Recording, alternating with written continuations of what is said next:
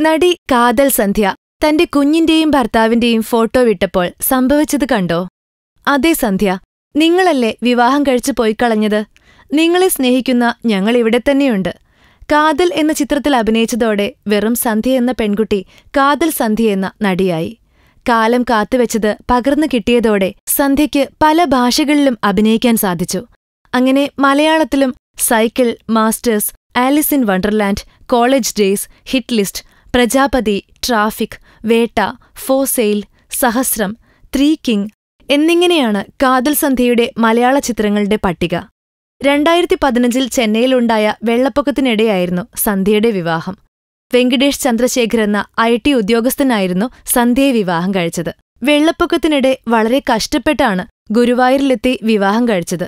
അന്നനുഭവിച്ച കഷ്ടതയുടെ ഓർമ്മയിൽ വിവാഹാഘോഷം വേണ്ടെന്ന് വെച്ച നടിയും കുടുംബവും ആഘോഷത്തിന് മാറ്റിവെച്ച മുഴുവൻ പണവും വെള്ളപ്പൊക്കത്തിൽ ദുരിതമനുഭവിക്കുന്നവർക്ക് കൊടുക്കുകയായിരുന്നു. 2016 ഈ ദമ്പതികൾക്ക് ഒരു മകൾ പിറന്നു.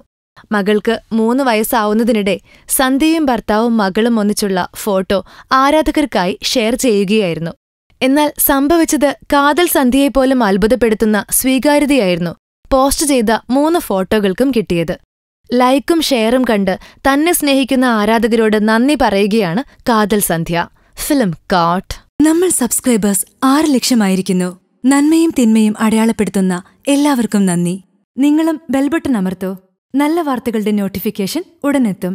വിശ്വസിച്ച് ഒപ്പം നിൽക്കുന്നവർക്ക് ഒരിക്കൽ കൂടി നന്ദി.